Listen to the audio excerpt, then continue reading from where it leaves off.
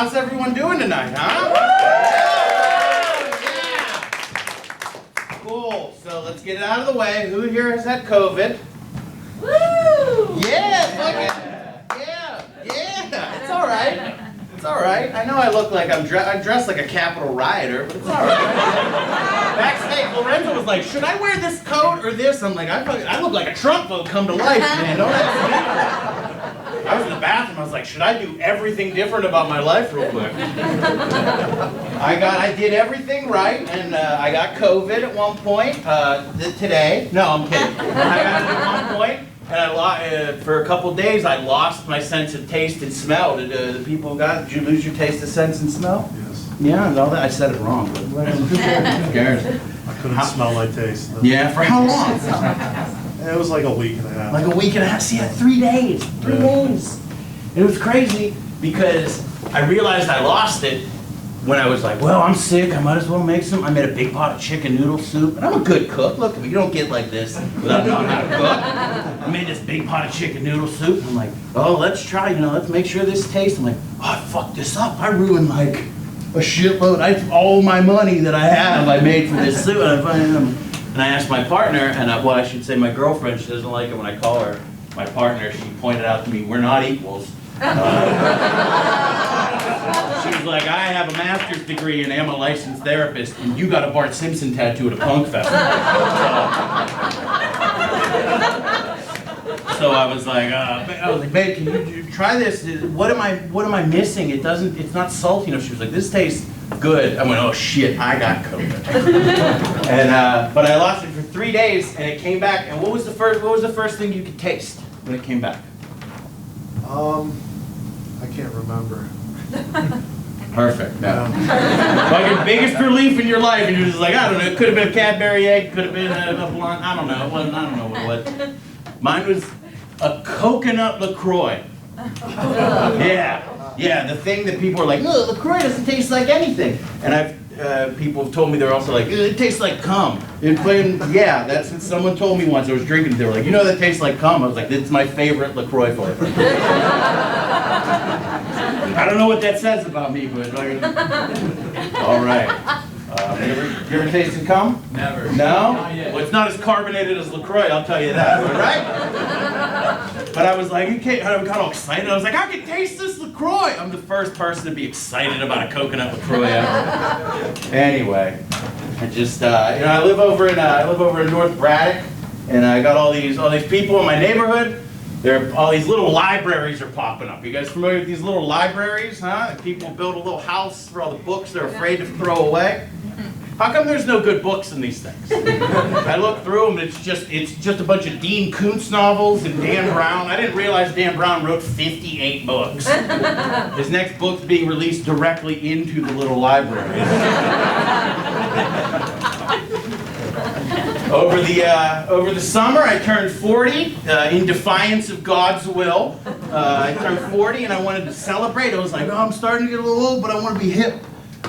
So I used, I did the hip young thing. I used the Gap gift card my mother gave me for Easter, and I bought myself a new jean jacket. I was like, that's gonna make me look young forever. And I got it, and I don't know if you've ever seen a 2XL jean jacket that doesn't close all the way, but it doesn't make you look hip. It makes you look like you play bass in a live karaoke band. I put it on. I was like, yeah, that dude definitely knows how to play a couple Ramones songs. All right. But I did it's the past 2 years have been hard. I just spent a lot of money to fill that hole in my body. That used to where my heart used to be, because it's been so disheartening for the longest time. I made a bunch of weird purchases. Anybody else here done that? Yes. Yeah. What's the weirdest thing you bought? Oh shit. I don't even know where to start. Let's just throw one of them out. A noodle maker. A noodle maker. Oh man, I didn't get that depressed. Wait, like an attachment to a KitchenAid? You got a KitchenAid? It was like a roller thing. Oh my god. I sent it back. It was too much. That's good. There's too much commitment. That's good. I bought a trumpet. Yeah, well, let's take it a step back. I got a medical marijuana card, and then I watched all of Ken Burns' jazz, and I went, I could do this, and I bought a trumpet. And I've lived next door to this lady. We've shared a wall for 6 years. We've never talked until I bought a trumpet. If you want to meet your neighbors, buy a trumpet, and just try to figure it out. I bought a trumpet. I tried oil painting for a while. I was looking for a hobby, and I think I found my next hobby because I got a text from my parents. They're cleaning out their basement, and my mom sent me a picture of a Tupperware container. She said, "Do you want this back?" And inside the Tupperware container, my childhood karate gi. That's right, everybody. I'm gonna get back into karate. We're just gonna let that child's medium gi out, and I'm just gonna show up at the Wilmerding YMCA, and I'm like, these credits transfer, right? We're gonna get the orange belt. Nobody here takes karate currently, right? Nobody. You?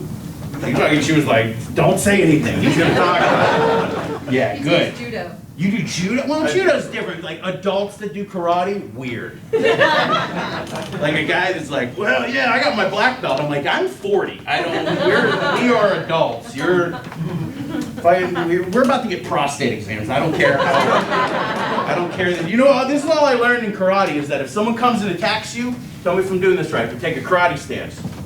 How's that? Is that pretty good? Yeah, it's good. You know, whenever someone comes and you're like, oh yeah, a fight's about to happen, let me get ready. Let me ready myself. And then all I remember is they said if they come at your groin area, you go, no. And then after that, I mean, you just try not to get curb stomped. That's all. That's all you do. When things started to open back up and I could go back out into the world, I was worried that the cat was lonely. I got now a 5-year-old cat. I was worried that she was lonely, so my girlfriend and I decided that we should get a kitten. The cat needs a pet. The cat needs something to do while we're not there. Because again, I got a medical marijuana card and I was like, this is a great idea. Let's get the cat a kitten. And you know, the cat, they were supposed to bond and it's going to keep the cat young, even though, I mean, the cat was 4, right? It's not that old, I don't know. But I was like, it's a great idea. I was like, more cats. I want to clean up more poop. I want the house to smell like urine quicker. Let's do this. Kitten very quickly, though, became my best friend in the world, you know? If I'm home, if I'm here, kitten's right here. And we, I pet him all the time. And I pet him so much that at some point, I don't know when, over the past year, I've started sitting down to pee so I could pet him. And she pointed out, she was like, you two have a weird attachment. You have an enmeshment. I went, no, we're just buds. He lays on my belly and I hold his little paw while we watch Sister Wives. Sister Wives, by the way, is the best. I'm like, we got 12 more seasons of this and then, you know. And she's like, this is weird. You need boundaries. I went, no, we're good. And, but then one day I was petting him, sitting down and peeing. Jumps into my underwear like a hammock. I was like, all right, dude, we gotta have some, I gotta get a lock on the bathroom door or something. We can't keep doing this. This is getting weird. She's right. She can't walk in and see this. Is that the light? Did I get is that the blue light right there? That's what it is. That's what, I mean, it's, because this person's sitting here, and then they just moved their head, and it was there. And I was like, that dude just might have a big ass head. Because that's all I can see. I don't know. I'm getting wild. You guys can't drink right now, right? Everybody's got to stay masked in here, right? Yeah. But is there? You know, that's good because it makes me. I quit drinking. I started going to a meeting. I'm not allowed to talk about it, but I go to a thing, and I haven't drank in so long. I'm starting to forget what baby aspirin smells like. It's a cocaine joke. There you go. Judo guy gets it. Judo dudes drive with the windows down in this fucking winter and shit. And they're like, yeah, let's fucking kick someone in the neck. Anyway. But because I had to quit drinking because I only had 2 levels of drinking. And that was first drink of the night, and then blackout drunk buying switchblades on Amazon. A couple years ago, I was at a barbecue and defending Amazon for some reason. That's how drunk I was. I was like, look, they got everything on Amazon. You know what they got? I was like, you can buy a shirt, hat, a switchblade. Look. And I looked it up, And you get free shipping if you buy 24. I found out a couple days later because I blacked out. And then I'm like, what am I gonna do with all these switchblades? And then, still drinking, I had this idea. I went, I know what I'll do. I'll write my Twitter handle on them and sell them as merch. And it wasn't until after I sold them all that someone was like, those are illegal. You know that, right? Those are weapons. So basically, for like $15, I sold 24 free murders. Because as soon as, if the cops find someone with a switchblade in their heart and it says Act Shambones on the side, they're like, we should check this guy's Instagram. All right, everybody, Instagram, share more.